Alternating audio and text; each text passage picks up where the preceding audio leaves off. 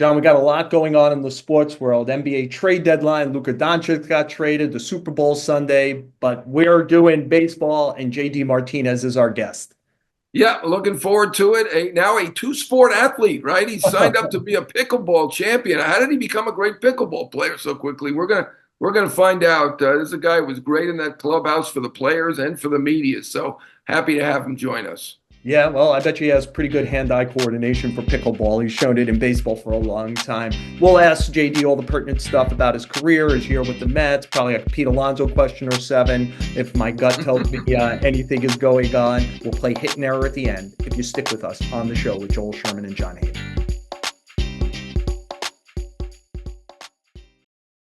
Hey, Yankee fans, spring training is here and not to be missed. The New York Post has partnered with TrueFan Travel to build the ultimate Yankee fan experience this spring down in Clearwater Beach, Florida. TrueFan Travel is offering a 5-night stay at the Hilton Clearwater Beach Resort, tickets to 2 Yankee spring training games, and a meet and greet with former Yankee Lou Piniella. I've known Lou for almost 4 decades. He's a great storyteller. He would be a great person to be around to hear all the great stuff. I'll tell you one good Lou Piniella story that I really like. Lou was the manager of the Yankees a few times, obviously, 86 to 88. He didn't leave the organization. George Steinbrenner loved Lou Piniella. And so Lou stayed. MSG was broadcasting the games then, and Lou was part of the broadcast team in 1989. But because of who he was stature-wise in the Yankee organization and how everyone knew he was so close to George Steinbrenner, Lou decided that year he would never go in the clubhouse because it would look like maybe he was trying to Bigfoot or get the job, and he stayed out of the clubhouse. Dallas Green was the manager. Bucky Dent finished out that year after Dallas Green was fired. Lou stayed out, and you know what? It worked perfect for him. The Yankees didn't rehire Lou. The Reds hired Lou, and in 1990, the Reds won the World Series with Lou Piniella as their manager. So I'm sure Lou could regale you with stories about the Reds, how he used the Nasty Boys, but certainly his time as a player and manager of the Yankees. So join us on this special 5-day extravaganza from March 16th to 21st with access to an all-inclusive St. Patrick's Day party that includes food, drinks, and live entertainment. Yankee fans, you will not want to miss this trip of a lifetime. For more details, go to truefantravel.com or click on the link in the description below. Well, John, let's be frank. We had a completed podcast, and you and I are going to have to do a little more work because you never stop working. Last night, you broke that Pete Alonso was coming back to the Mets. No one was on top of this story quite like you. It's a 2-year, $54 million contract. It's $30 million in first year. There's an opt-out if he wants to get back into a marketplace that will have, among others, Vlad Guerrero Jr. in it next year among first basemen. If not, he'd be able to come back for $24 million more in 2026. That's his call. But ultimately, the story here is the Mets patiently waited this out. There was a lot of noise in the background, especially from their fan base, about get it done, pay them what they want. And essentially, they got him the way they wanted to. Their concerns were long-term concerns, not age 30, 31, which are the years of this contract, but going much longer. So they spent a little more per year on this deal. They gave him an opt-out, which you're always very wise about pointing out has great value. It gives the player optionality, literally. And they got this deal done. John, what do you think of it? Yeah, I mean, sorry to use a lazy pun, but I think it's a home run for the Mets. I mean, they did a great job here. Yeah, waited is correct, as you said, but it was probably work. I could see that from the Mets Fan Fest, Amazing Day. Cohn said that was even harder, or has been even harder at that time than the Juan Soto, which resulted in 765 million. And we certainly believe him because it certainly took longer. It was painstaking, no question about it, but it resulted in a big win for the Mets. They have their cleanup man. They have a fantastic lineup.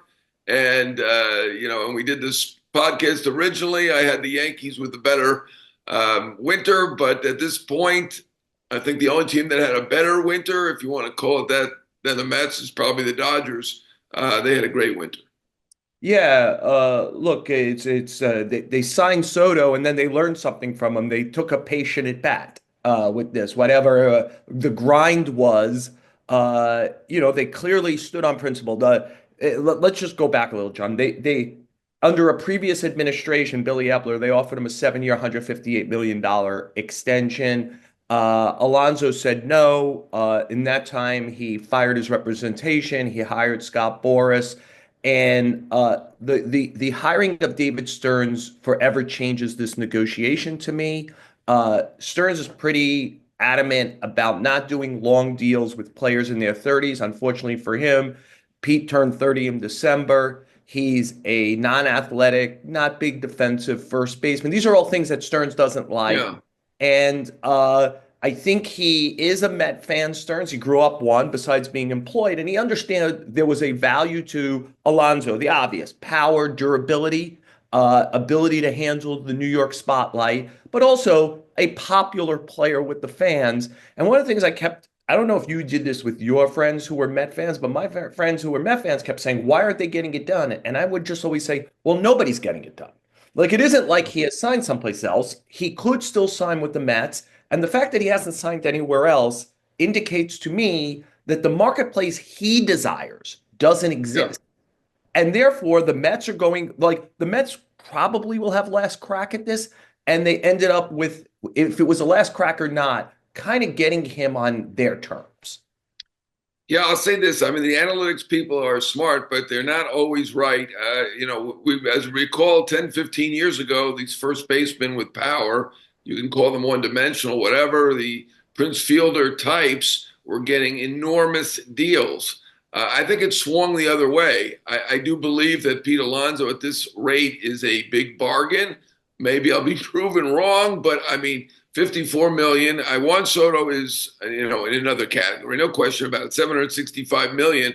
But to get, I mean, off the top of my head, like 12 times more money than Pete Alonso, that seems a bit extreme to me. I get that, there's a 5-year gap, but we are talking about a guy who is eighth all time in home run percentage, right? And the top few guys are Mark McGwire, Babe Ruth, and Aaron Judge, right? He's eighth all time.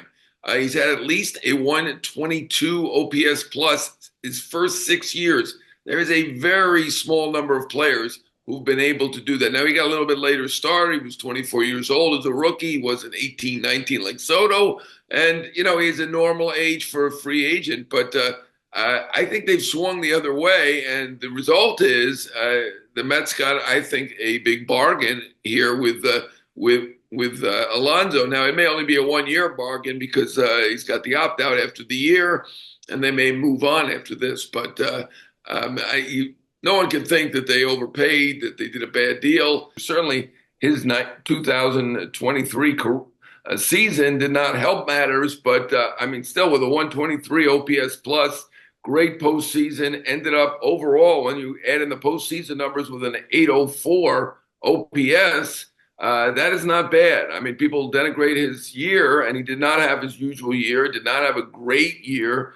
Still had a pretty good year. So I think the Mets end up with a big bargain here, in my mind. John, one of the things that stands out to me is the question is what we've seen the last 2 years, which I think are both like 122 OPS plus.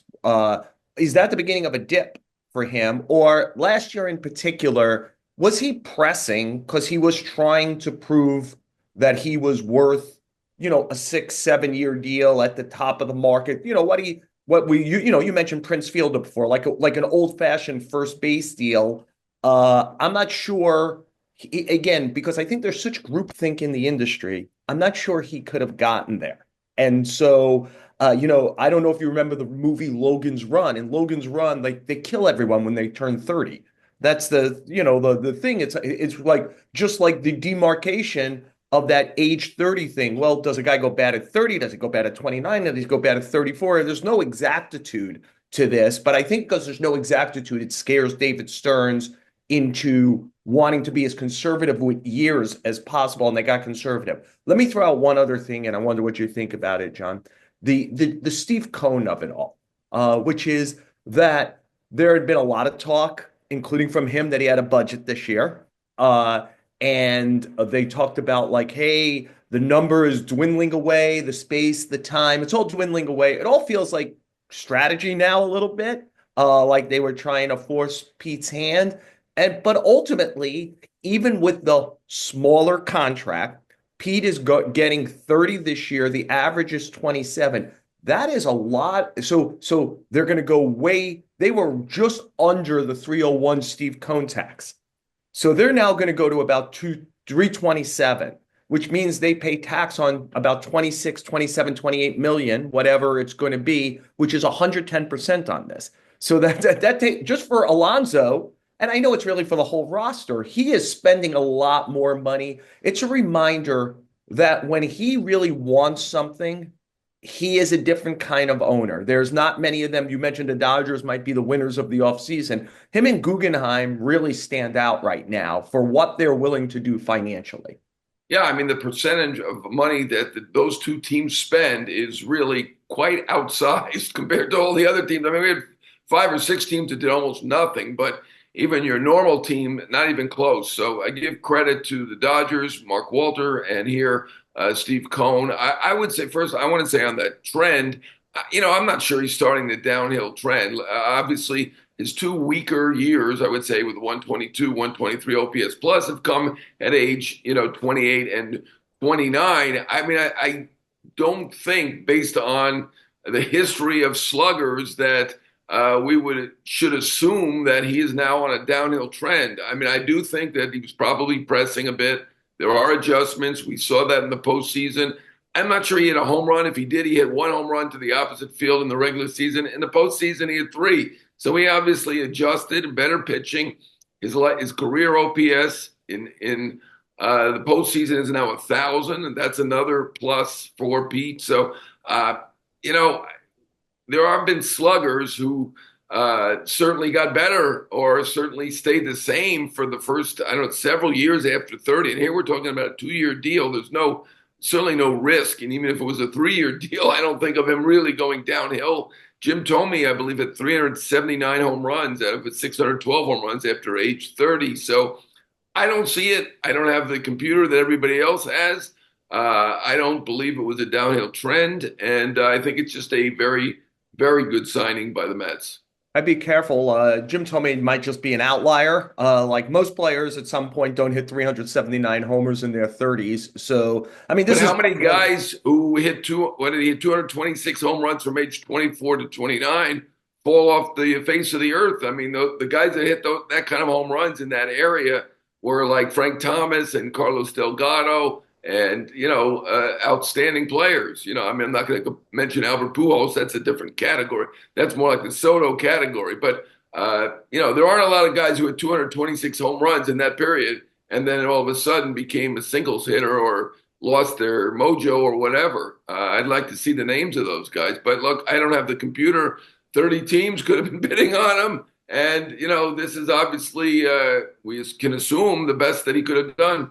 Yeah, I do think the concern was ages like 33, 34, 35, and that's why the Mets were trying to contain this to 2 or 3 years. It isn't about age 30 to 31, to your point. I assume he'll be Pete Alonso for ages Right. 30 and 31, and that's where the Mets are comfortable. John, as a way to wrap this up, I had one other thought that when this was kind of like me and you both scrambled last night, you did a video, I did a column, we were busy, but then I kind of reflected and said, by putting Alonso at first base for at least this year and maybe for 2026 as well, and putting Vientos back at third, does that make Brett Beatty and or Mauricio or Acuna available? And do they go for you mentioned that this is a home run offseason. Do they go for the grand slam, call up the Padres about Dylan Cease and say, hey, by the way, he's a lot like Corbin Burns was last offseason going into his walk year. That was Joey Ortiz and DL Hall. How close to that is Brett Beatty and Tyler McGill, Ronnie Mauricio and and then you and I will do another emergency podcast because they've gone from the home run to the grand slam. I just think they've given themselves some alternatives here to have some prospect depth for both now through July 31st, but especially now if they want to kind of like Cone saying, yeah, I could flex 2 out there in Los Angeles.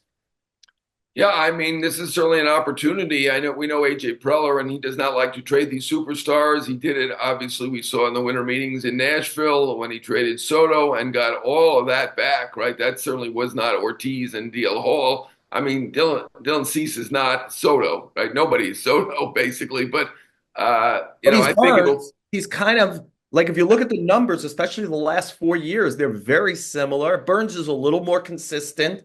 So right. I could say he could get less, but this is the marketplace for starting pitching. I think Yeah, that, Burns is better. I think Burns is better. I mean, Burns had won a Cy Young. yeah, Uh, Dylan Cease is an outstanding pitcher, and he's very, very durable. And this is not something that you see. And I get it's only for 1 year, but if you're going to be trading good prospects, and I would think it would have to be good prospects, you want a guy who's going to be there for the whole year, not a guy who's going to have a medical situation. So, I mean, it's definitely going to be worthwhile. I mean, I know David Stearns, and he got booed for this at the Fan Fest or Amazing Day, whatever they called it. They have good prospects. And look, they don't have Roman Anthony. They don't have the next Bryce Harper on that list. I mean, it's easy for us to say maybe, and they certainly have not been a team even before Stearns got there with Billy Epler that wanted to give up any prospects. But I mean, if you could get them for Brett Beatty and Tyler McGill, I'm doing that in a minute. I'm not sure that you could if it takes, Jet Williams and or Brandon Spro, like yeah, whatever I mean, combination it I'm takes. not giving them all, but I mean, I would give them a fair deal. I But don't what think they did would Joey do Ortiz and DL Hall sound like a year ago? Like, right. Yeah, for yeah. I'm Corbin not sure Burns, I we would do got both, and they didn't do Williams and Sproat when they in the talks for Crochet, right? And that was a guy with 2 years to go. I mean, I do think we're talking about a guy who's more durable than Crochet, but it's only 1 year to go. So yeah. I'm assuming they're not going to do both Sproat and Williams, but I would give up certainly Williams or somebody of that ilk and get this done because if you get a number one pitcher and add them to this team, this is really an outstanding. I'm not going to say they're up with the Dodgers, but it's an outstanding World Series contending team. Right now, you look at that rotation; it's fine, but it's not. There's a lot of questions in that rotation. Yeah, well, I think the first thing it'd do, I think it would separate them a little bit from the Braves and Phillies, which is kind of job one. Make sure you get in to the playoffs. And I think that right now, I think even before Alonso, every kind of betting house and analytic group that's done some early work had them as one of the six best records in the National League. That was pre-Alonso. I could only imagine that Alonso helps by a win or two maybe in over a course of the season. If you added somebody who pushes Senga and Minaya and Montas down to 2, 3, 4, that would do even more of the work here. It doesn't feel like this is the kind of thing, unfortunately, in our age, John, that gets aggregated and it gets acted like, MLB Insider says Mets now on cease or some nonsense like that. You can't stop it. But like I'm just and I would suggest think to your point, I'm not sure that AJ Preller would do it, and I'm not sure David Stearns is at the point yet where he would give up a lot for a 1 year player. And to your point, it's going to take something of some significance because Right. otherwise the Padres won't be motivated to do it. Having said that, I do think it changes the Mets' arc a little more positively, obviously, if they could do this and it puts them into like maybe heavyweight towards kind of like super heavyweight a little bit. Absolutely. I mean, you have Cease at the top of the rotation with Senga, with Minaya. It looks pretty darn good there. I mean, I'm not going to say the Dodgers, but absolutely. And I would say, I get that Alonso could be 1 or 2 win. He was, I think, depending on what WAR you look at, he was 2.6 last year in a bad year. I think they're hoping it's more than that. Obviously, they were willing to give up money. They are a team that spends, which is a great thing. That's really great for the fans, but. They're a little stingy with the prospects, I think. I mean, he's not in Milwaukee anymore, right? And I'm not seeing a superstar there. You never know, right? You never know which prospect is going to turn out, which is going to be a great one. I think Acuna is going to be a good player. Do we see superstar? I mean, obviously we've seen Pedroia and Altuve become superstars who are 5'6" or 5'7", whatever they are, 5'5". I would take that risk with any of those position players. The one guy I'd probably hold on to is Sproat because I mean he's a 100-mile-an-hour thrower. Yeah. Try to keep him and then make the deal from there. Yeah, I think the way, and I meant to tell you this. You were saying that he was because you're so great at math. I thought you nail it perfectly. It's actually, if you could see, 14 times. Soto's 14 times, okay. 14 times Alonso's contract. I think that the way the betting houses and these things do it isn't just that he adds whatever number of wins he projects. It's got to be the number of wins minus whatever they thought Brett Beatty, Ronnie Mauricio would give, because they were going to play a third baseman and first baseman. But whatever, it will tick up. With clearly the message that we're both giving is the Mets are a little better today than they were yesterday. And by the way, a great springboard into spring training. This good, their fans, even after getting Juan Soto, were, we want Pete back. And now they get Pete back. I just want to add one thing before we leave this segment, John. JD Martinez, who was the Mets DH last year, joins us next on the show. That was taped yesterday. So there are, if you please bear with us, there are some Pete Alonso-esque questions in the interview with JD Martinez. But anyone who's ever talked to JD Martinez knows he's interesting on all subjects, including that, even retrospectively. So I hope you stick with us. Listen to the JD Martinez interview on the show with Joel Sherman and Jon Heyman.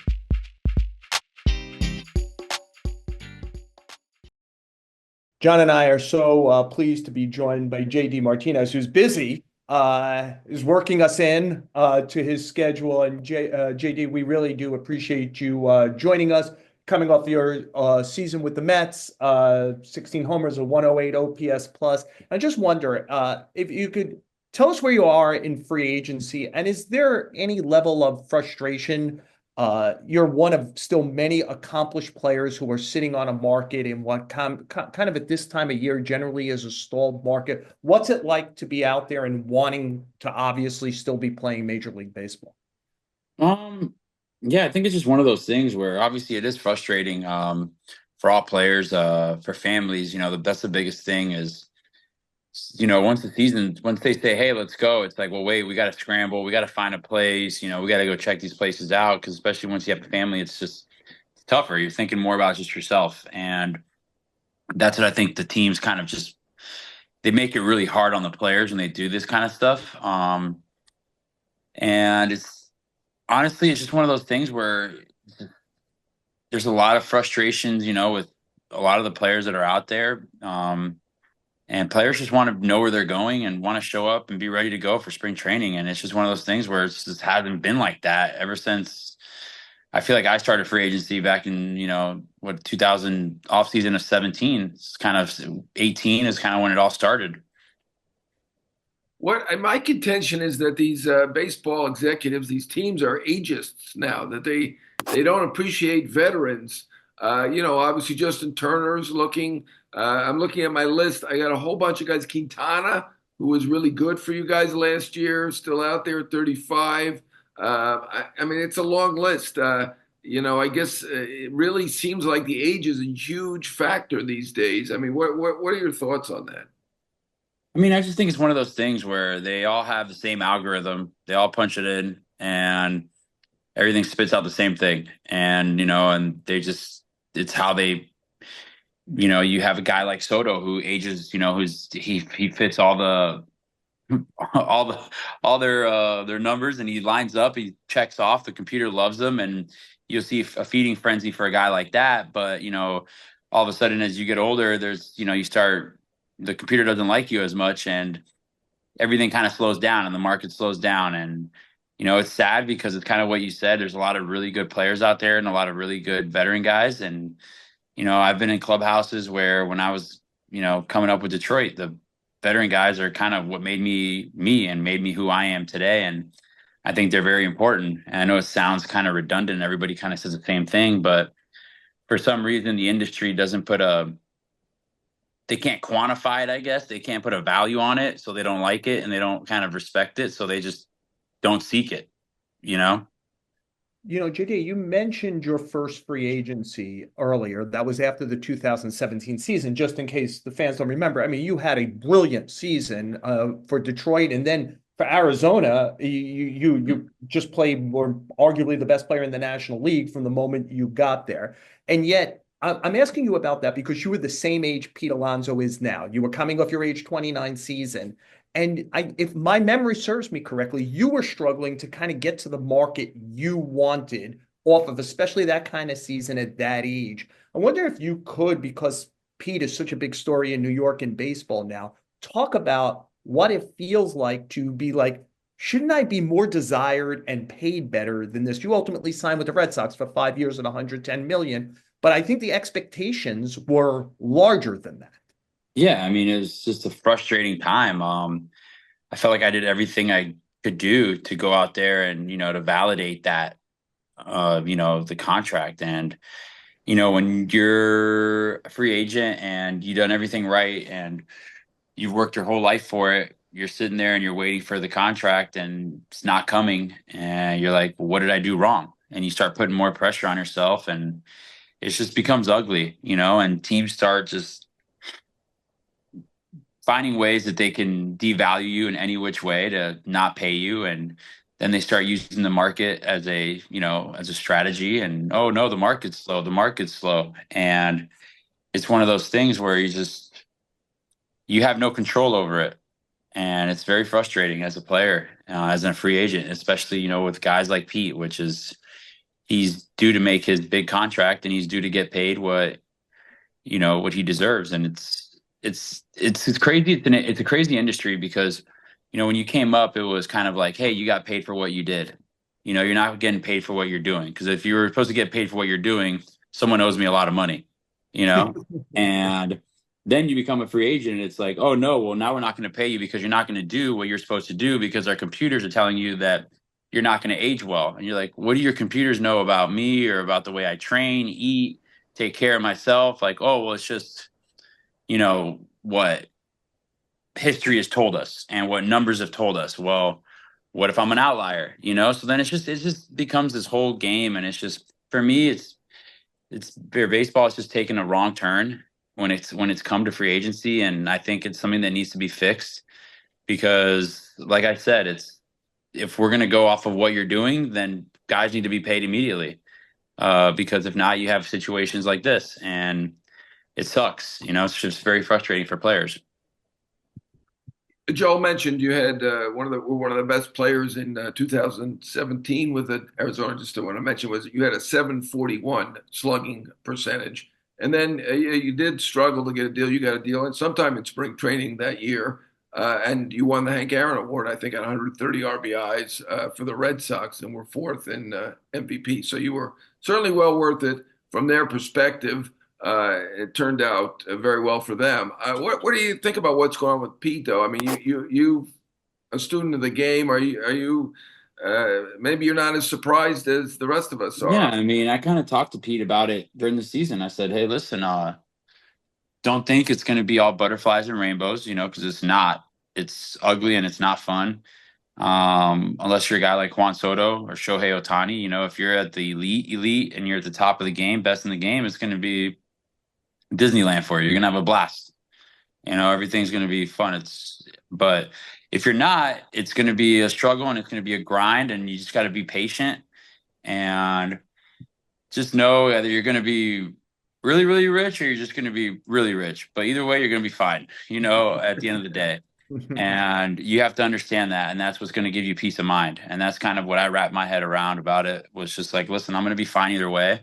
Obviously, it hurts the ego a little bit when you see guys before you that you've outperformed, gotten paid a lot more than you. And, those are your comps and those are your comparables. But sometimes it's just not it like that. And lately that hasn't been the way it is. So whatever happens, I kind of just talked to him about that and said, be patient, just trust Scott. He knows what he's doing and you're going to get a job. Don't worry about it. Just to close the circle, John mentioned what a great year you had in 2018 with the fourth place in the MVP, the Hank Aaron Award. Let's not bury the lead. The Red Sox won the World Series that year, in part because they had J.D. Martinez. The Mets got to the NLCS last year with J.D. Martinez. It was a surprise, J.D. It was not what was expected of the team. There was a question if they would make the playoffs, and then, of course, you make this great run. Do you think, from what you saw, and again, you're a student of the game, you got a good eye for this, Is this the beginning of something good for the Mets, or do you think that was an aberration and there's still a long way to go for them to be kind of like a serial high-end contender? No, I mean, I think the Mets are going to be, a problem, for the league for a couple years now, especially with signing Soto, and with Lindor, they have two good backbones to that team. And, Steve Cohen and Alex Cohen, hats off to them. They're probably my favorite owners I've ever, for any team I've played for. They're so hands-on, and I know they're going to be so involved. They're so involved in just the day-to-day operations, and they're going to make sure that team's competitive. I know how much they love the Mets and how much they love New York, and they're going to make sure that team is really competitive. And, with those guys now as your cornerstones and, having ownership like that, like, I believe that the Mets are going to continue to put a really good product out there, and they're going to continue to compete. Well, you are 37. I know that age is a big thing now. You've had over an 800 OPS over the last couple years. Obviously, had that big year in LA in 2022. What are your expectations now? And does a late signing matter? I mean, you've signed late a few times, and you got off to a Doesn't good bother start me. last year. Yeah, it doesn't bother me. I'm ready to play. I feel amazing. I feel ready to go. Been hitting and training and doing everything I can like it's a normal off season for me, and just ready to go. I'm just, waiting for Scott and waiting for the calls. Everyone kind of just calls and tiptoes, and there's still guys that have to go, guys like Pete, like Bregman. There's still some guys up there that got to go, and so that teams can finally figure out what they're going to do, I guess, is what they're going with, the excuse they're going with right now. But we're just kind of just waiting around and just seeing what happens. JD, at this late date, is there a selling of JD Martinez by JD? Do people come to watch you train? Are you getting on Zoom calls or anything with folks to kind of tell them what your desires, ambitions are still? What's Like going you're on? saying, like you're saying about teams, or you're saying Yeah. what? Yeah, like is anybody reaching out and like wanting to see you, wanting to talk to you, wanting to hear from you what exactly it is? Hey, we'd like to be in the Martinez business. Why? Why should we be in the JD Martinez business? No, not really. It's never really worked like that for me, honestly. Even when I was a free agent, it never really worked like that. Like everyone kind of just talks about like, oh, and it's just funny to me. It makes me laugh because the whole industry is like, oh, you chose to go to this place, you chose to go here, you chose to go here, and most of the time you ask all the players, they didn't choose. They was just the only team, or it was the only team that actually was there, and stepped up, and the only ones that made an offer. I mean, that's how it was for me with the Red Sox. I love Fenway. I love Red Sox. Fortunately enough, I went to a team that, you know, I loved and I admired growing up. So, but most guys they don't get that, and it's just kind of like, okay, this is what it is. I mean, you have a guy like Soto and Shohei that can sit there and choose where they want to go. But for 99% of us, it's not going to be that way. It's kind of going to be, whoever calls. And if you accept their salary, and that's it, and that's where you're going to go.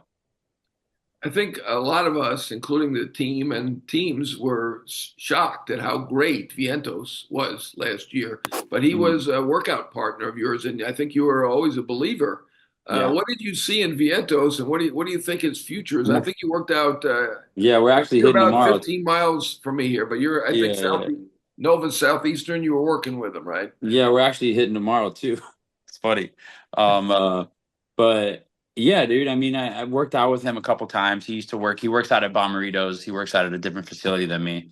But, he always hits me up to kind of just go hit, and we'll go out and hit sometimes with him. But, he's just called that little like Miami thing. He's got that chip on his shoulder. He plays with a chip, and he plays with something to prove every time he goes out there. He's got all the talent. His power's real, and he plays with an edge. So, I mean, for me, I think we talked about this in the playoffs, John, about what makes him him, and I think that's the biggest thing is he's a competitor, and he's not scared of the moment, and you can't teach that. It doesn't matter what you have, and for me, you got to have that, hunger inside, and he has that on top of his ability. JD, you were mentioning earlier that you thought that Alex Cohen and Steve Cohen were the best owners. You played on 6 teams. You mentioned you thought they were the best owners. Why, and in again, a perceptive veteran player, what do players want out of ownership that makes them stand out? I mean, for me, it's just they're there every day. You know, if not every day, they're there. You know, if we're playing if we got a 7-game series at home, you're seeing Alex or Steve 4 times.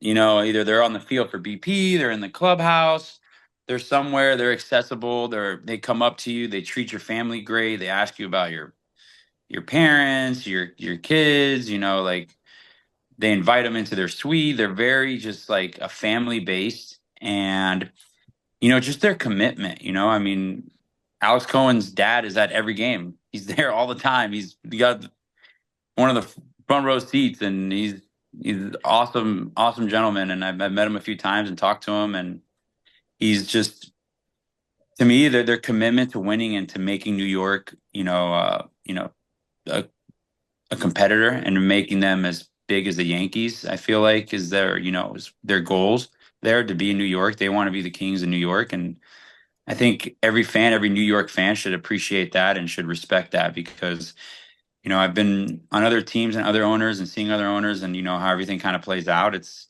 you know, a lot of times they're not as hungry, I would say, as they are. And, you know, to have that commitment level from ownership, I think it's unbelievable. Hey, what did I read about you with the pickleball? Are you already a pickleball champion? What's going on there? Are you a player or are you an investor? Nah, not yet, not yet, not yet. But I play every time. I play all day. I mean, not all day. My routine is work out in the mornings, train, go do my baseball stuff, come home for a little bit, eat, change, shower, and then go back out and play pickleball for a few hours.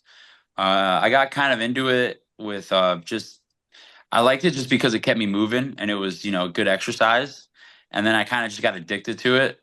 And, you know, we reached out to Yola and Yola was all on board with it. And they've been unbelievable. And they wanted to do a deal. I said, listen, I'm still playing baseball though. They're like, we don't care. It's just like, we want to get you locked in case, you know, when you're done with baseball, you know, or if you ever want to just train and you know, you could come out to some tournaments and this and that. And I said, like, would you be interested in doing that? I said, absolutely. I've learned to love the sport. It's such a cool game and it's such a cool, like, just great time. You know, it's something I don't take crazy seriously, but you know, I respect it. There's levels to this. You know, fortunately, I played with some pros, with, you know, some other PPA pros with Will and Hayden, and the difference between me and them it's just like, wow, these guys it's elite. It's different. There's levels to this pickleball game. It's not just going out there and picking up a paddle and being good.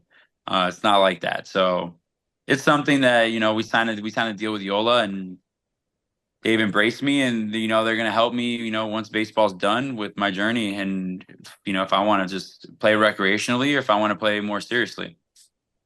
Well, there are different levels, and I have yet to beat my 13-year-old nephew, so I'm not going to be playing you. The It's other guy I awesome. want to ask you about, another guy you're a big supporter of, and I don't know if you're the one who got him on the team or what, but you had Candelita, Jose Iglesias, Yep. in Detroit and Boston. Was this your recommendation that got him? Because he actually did great. And how's he doing? I think Mets fans, I know my daughter's roommate has a big OMG plaque in their dorm room together. I got one too. Very nice. Oh, nice. Very nice. That's the original one, signed by everybody, by the way. All right. Beautiful. Yeah. Now, are the Mets, what you hear anything? I mean, doesn't he have to go back to the Mets with the song and everything else?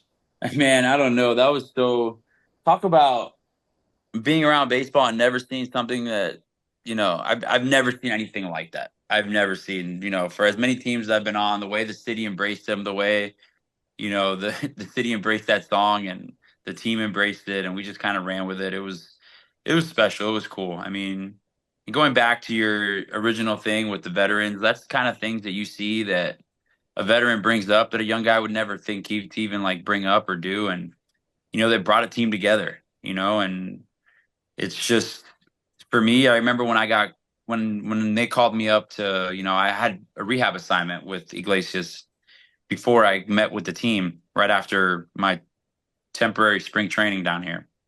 And I remember just being around him and him showing me that song. And then I was laughing. I was like, wow, it's actually a really good song, Iglesias. And we went to, they called me up. And I remember just going and seeing the Mets. And they were, at that time, it was just, we were down in the dumps. I just joined the team, and Carlos was telling me, like, what do you see? This and that. And I'm like, dude, we got to get the energy up. And even Lindor, this and that. And I was like, dude, if you trust me, like, you got to get a guy like Iglesias in here because we got to change the environment in here, and Iglesias does that. He's a guy that, will come in and he just doesn't shut up. He's just jumping around. He's a little chatterbox.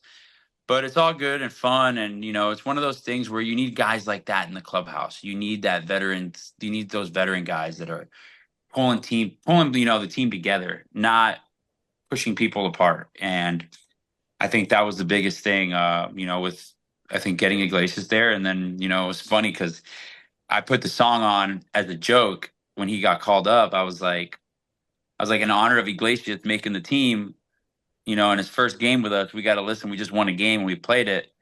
And the guys loved it. And they're like, Iggy, that was you? That's you? I said, yeah. He's like, yeah, yeah, yeah, that's me. And he was laughing.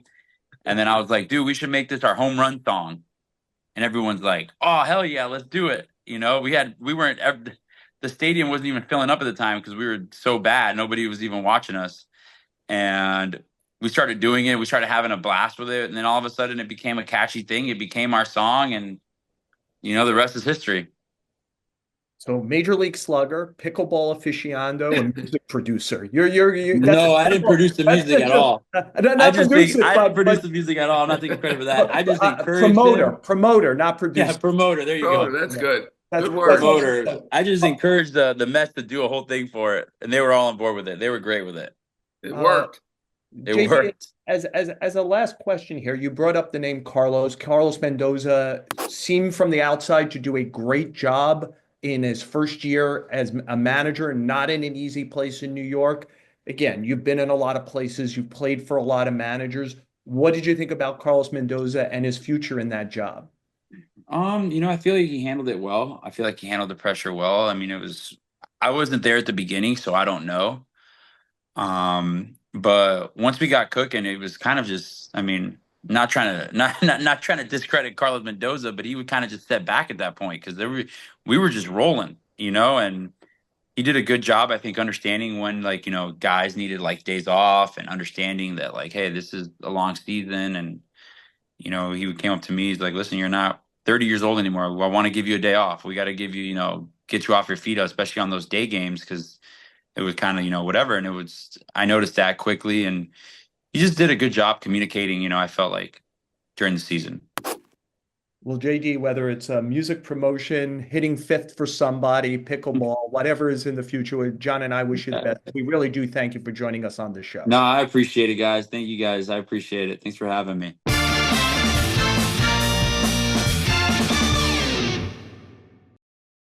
John and I, of course, thank JD Martinez for joining us on the show. John, hit or error? I'm going to give an error to teams for being so ageist. I mean, obviously, I get Juan Soto getting big bucks and Yamamoto big bucks, but there are a lot of good players who are over 35, including JD Martinez, who still don't have a job. JD Martinez had an OPS over 800 over the last 2 years combined. And he's not the only one who's still out there. Jose Quintana in the second half of last year for the Mets had a 3.11 ERA. Still no job. I mean, I could go up and down the list. Justin Turner has had an above average OPS every year since he left the Mets. Hate to remind the Mets of that mistake, but he's 40 years old. These guys can still play, and I'm giving an error to MLB for being so ageist. Yeah, unfortunately, I think for all these players, if you're not signed by the end of the winter meetings or maybe a week or two after, I think the teams have learned, just let January be a dead month for most part and get closer and closer to spring training and leverage that these guys are all going to play Major League Baseball and they'll have to do it for some price, right? JD Martinez ultimately had to lower his price to get on the Mets in late March last year. I think the teams have learned how to, like, for players, they're not desperate. If you're Soto, you get taken care of. If you're Corbin Burns. But if you're this other kind of like one warish player, they just wait and say, I could live without you. So let's see if I could grind you to a number that works for me. And I'm with you, John. I think major league players should be treated fairly and like major league players who are Yeah, and I don't think there's all bargains out there. I mean, Harrison Bader getting 6.25 million. I think he got a good contract. So this yeah. grinding them down strategy doesn't always work. I mean, I like him as a player, and he's been a friend of the show. But in terms of the offense, he did well at 6.25, and I'm sure that Bregman's going to do very well, and players do well. Harper signed a record deal. Now, obviously, that's in a separate category. We're talking about superstar, but on February 28th. Anyway, go ahead. Do yours. So, John, I have a passion for the NBA, as you know. And Saturday night, when the Luka Doncic, Anthony Davis trade was made, I was one of those people who I was scrolling through social media, and my initial reaction was that this is nonsense. Like somebody got hacked here or something. I couldn't believe the trade. I kind of still don't believe the trade, like the things I'd have to hear.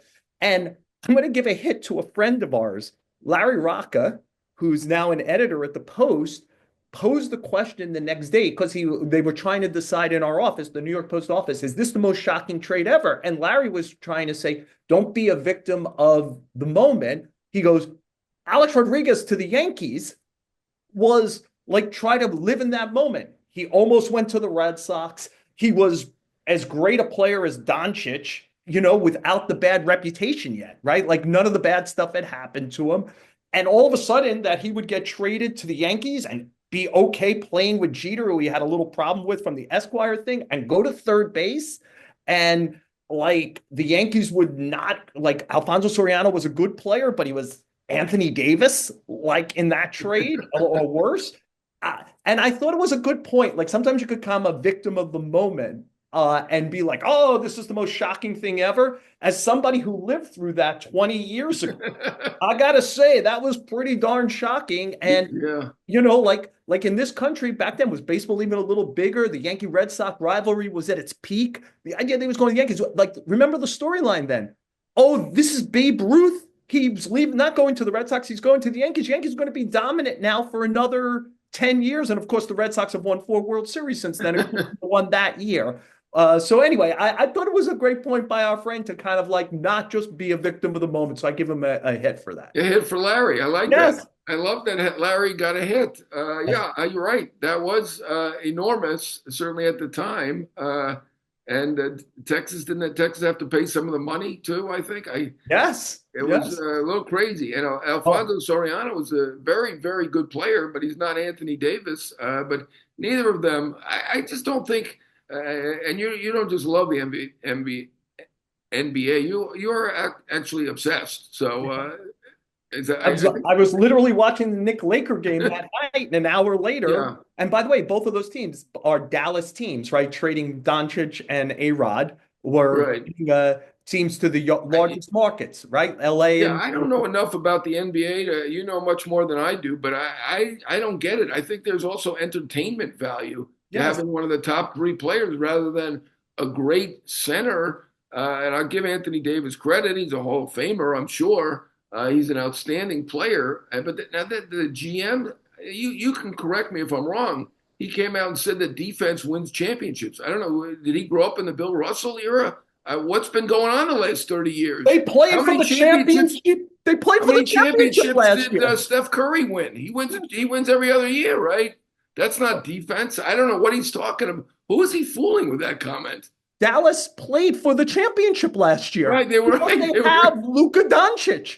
And like the Celtics it gets lost because again, there's some recency anti also. The Celtics were one of the better teams when you look at like plus minus, like your run differential, your point differential. They were a historic team last year, and Dallas played them in the final. I'm sure there's things not to like about Doncic. As it turned out, there were things not to like about A-Rod, but in 2 of the last 3 years, they played for the NBA Finals. They played in the Western Conference Finals.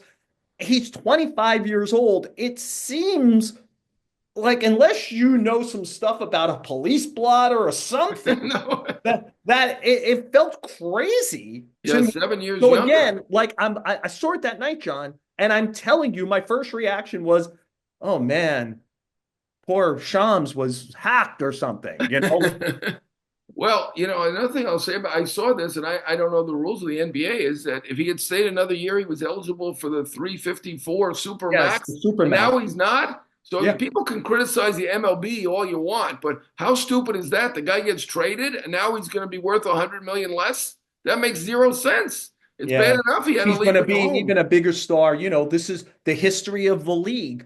Wilt, Kareem, Shaq, like they all get traded to the Lakers and the Lakers renew themselves over time. LeBron, like this is the history. Being the Lakers is a magnet. And I know he's giving up 100. He'll probably make it up in a ton of other ways, including in a bunch of contracts coming up. He's no worse than like the fourth of he's probably the second or third best player. He's no worse than the fifth best player defending. Right. What you think of Wembenyama right now, if you want to like play that game about what he's going to be over the next few years? I mean, there's Jokic and Giannis, and he's probably on that level with Giannis or SGA with Oklahoma. I mean, he's in the 4 or 5 He's best. also very entertaining. I Yes. mean, I'm not a fan like you are, but I enjoyed watching him. I couldn't believe the stuff he was able to do. He's Him, not Kevin as Durant are strong the or as slowest fast as buckets I've LeBron. ever LeBron seen. is just too strong and too fast for everybody. It's kind of a miracle what he's able to do. Yeah, you can't trade an all-time guy. The Kareem trade, I mean, he wanted out of Milwaukee. They did him a favor going to LA, but I mean, that kind of a trade, trading a great player like that when they're in their mid-20s, that doesn't work. Now I'm ageist, right? I talked about baseball being ageist. It does seem odd. A 32-year-old was traded for a 25-year-old. Yeah, the comparison I made for, like I wrote in my column the other day, would be like as if Bobby Witt got traded for Bryce Harper. Like a great 25-year-old got traded for a still really, really good player, but an That's a injury-prone good one. 30-year-old guy. I Like, was thinking Trout, but that's not really fair because yeah, Trout's been hurt. yeah. You're right. But like that's the trade, like Right. essentially, and that would be insane. And this felt insane. Look, while we're off the beaten track, Super Bowl Sunday, what do you got? I go with I don't even know who's favorite. I was going to say I go with the chalk, but I'm assuming the Chiefs, they win every year, right? It Yeah. seems obvious, right? I hate to be boring, but I think they'll win. Yeah, I've just been saying I'm not the gambling type or anything, and it's just a logic thing is I'll believe somebody will beat Patrick Mahomes in a big game when I see somebody beat Patrick Mahomes in a big game. I mean, Hasn't Eli happened. Manning. Eli Yes, Manning needs to come out of his retirement, right? He was the yes. one guy Yeah. who could beat The Brady. kick of destiny, he has to be the quarterback of destiny instead of the kick of destiny. I can't watch that anymore. Uh, so anyway, our producer Tommy Hogan's telling us it's Chiefs by 1.5. Oh, they are favored. Okay. I mean, All I right. figured, but it So makes sense. this is a great They're good. This is a great time to thank Tommy Hogan, our producer, for helping us. This is always a difficult show because me and you are moving around. We're trying to get a guest, and Tommy's always so helpful and cooperative in getting us up and running every week. Apple, Spotify, wherever you listen on a podcast to us, please rate, review, follow us. The New York Post Sports YouTube page if you'd like to watch the show. And John, you and I next week, we're gonna have to again the dance that Tommy Hogan's gonna have to do with us. It really begins. You're gonna be in Met camp to open. I'm gonna be in Yankee camp. Hopefully, we'll figure out a way to do this, and hopefully, everybody who watches keeps doing it and listening keeps doing it with the show with Joel Sherman and Jon Heyman.